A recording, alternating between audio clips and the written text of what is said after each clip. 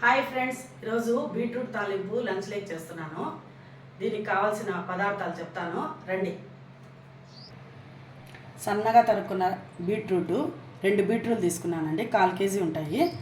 తిరువాతకు ఎర్రగడ్డలు, కరివేపాకు, పచ్చిమిరపకాయలు, 2 పచ్చిమిరపకాయలు చీలికలు తీసుకున్నానండి. ఆవాలు, జీలకర్ర వేయాలి.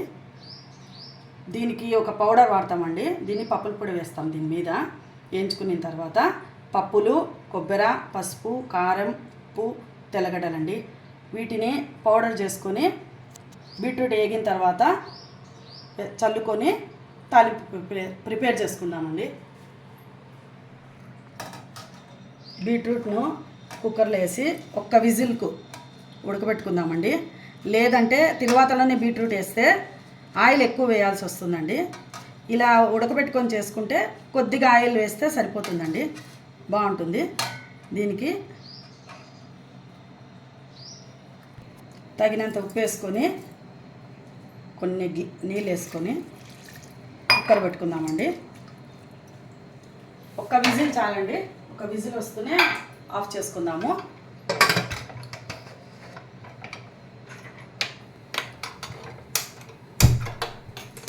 కొద్దిగా ఓవర్ ఫ్లేమ్ లేకుండా కొద్దిగా మీడియం ఫ్లేమే పెట్టుకుందామండి.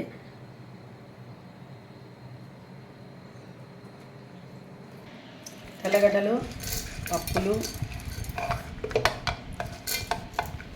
కొబ్బరి, ఉప్పు, పసుపు, కారం అండి, అన్నింటినీ పౌడర్ చేసుకుందాము. మిక్సీ చేసుకుందాము.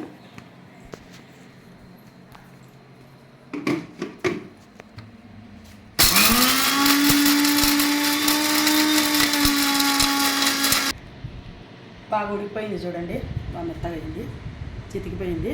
చిన్నగా పోసుకున్నాం చూడండి, అందుకే బాగుంది. ఇంకా తిరువాత వేసుకుందామండి.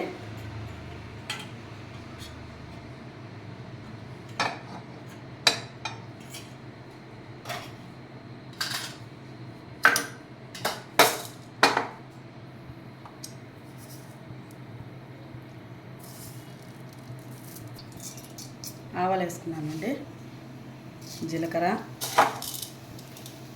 శనగబ్యాళ్ళు,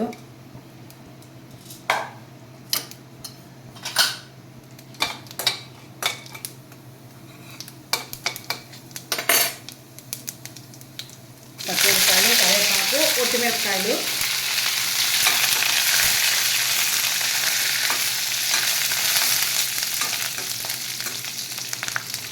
ఎర్రగడ్డలు చిన్న ముక్కలు తరుక్కున్నాం చూడండి తాలింపుని.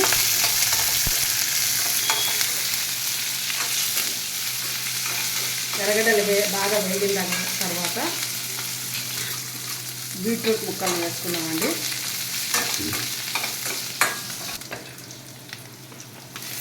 బీట్రూట్ వేసుకున్నామండి. ఇంకా ఎర్రగడ్డలు వేగిపోయాయి, బీట్రూట్ వేసుకున్నాము.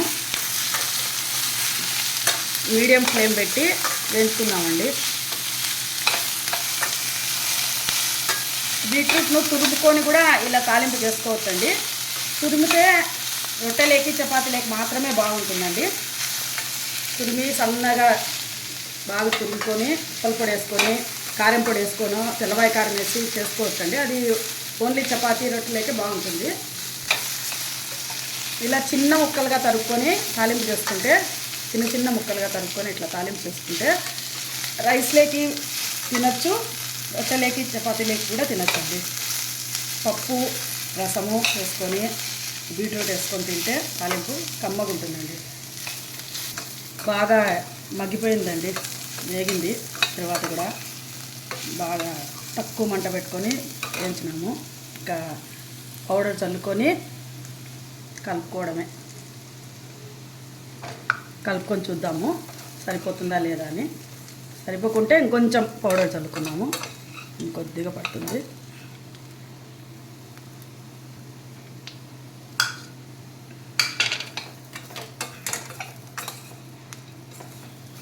సరిపోయిందండి. బాగా కలర్ఫుల్గా ఉంది చూడండి, కమ్మగా వాసన కూడా వస్తుందండి, బాగుంది. బీట్రూట్ తాలింపు రెడీ అయిందండి. డిష్ అవుట్ చేసుకుందాం ఇప్పుడు. తాలింపు బీట్రూట్ తాలింపు రెడీ అయిందండి. నేను చేసే విధంగా చేసి చూడండి. మీకు నచ్చినట్లయితే ఈ రెసిపీ నచ్చినట్లయితే లైక్ చేయండి, షేర్ చేయండి, సబ్స్క్రైబ్ చేయండి అండి ప్లీజ్.